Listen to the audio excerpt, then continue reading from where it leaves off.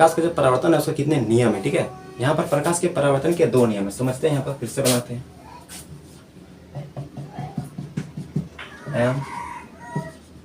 M dash A O B N I R, ठीक है। प्रकाश के जो परावर्तन है उसके कितने नियम है, आप समझेंगे प्रकाश के परावर्तन के नियम। क्या समझेंगे? प्रकाश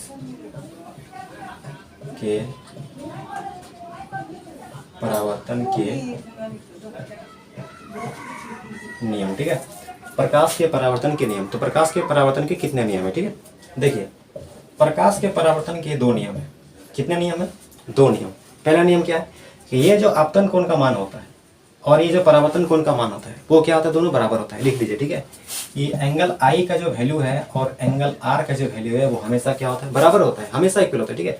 मतलब ये है कि अगर ये आपका कितना है, अगर आपका ये 30 डिग्री है, ठीक है, मतलब अगर ये आपका 30 डिग्री है तो ये वाला जो वैल्यू होगा यानी कि एंगल ऑफ रिफ्लेक्शन यानी कि परावर्तन कोण का जो मान होगा वो कितना होगा, वो भी आपका 30 डिग्री होगा, ठीक है। आपतन कोण अगर 30 डिग्री है तो परावर्तन कोण कितना होगा, 30 डिग्री होगा। यानी कि अगर आप 30 डिग्री में झुका के कोई प्रकाश को इस तरह से मार रहे हैं तो ये जाएगा कितना डिग्री से, 30 डिग्री से। अगर ये 30 होगा तो ये 30, अगर ये 40 होगा तो ये 40, अगर ये 50 होगा तो ये भी 50, अगर ये 60 डिग्री होगा तो ये भी कितना होगा, 60 डिग्री होगा, ठीक है। तो इस तरह से क्वेश्चन आता है कि अगर आपतन कोण का मान अगर आपका मान लीजिए 60 डिग्री है तो परावर्तन कोण का मान कितना होता है।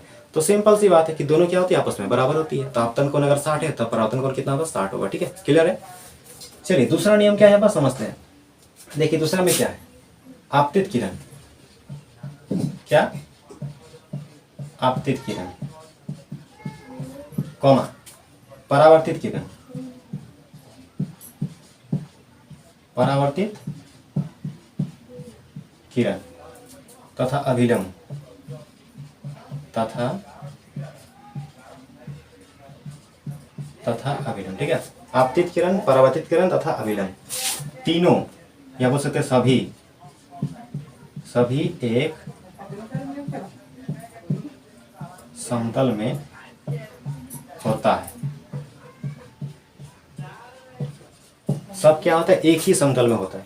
आपतित किरण, परावर्तित किरण और अभिलंब सब क्या होता है, एक ही समतल में होता है। कहने का मतलब ये है कि ये जो आपतित किरण है, ये जो परावर्तित किरण है और ये जो अभिलंब है, ठीक है, अगर तीनों को देखा जाए तो तीनों क्या है, कहीं कि एक बोर्ड के समतल सतह पे यानी कि बोर्ड के प्लेन में, ठीक है।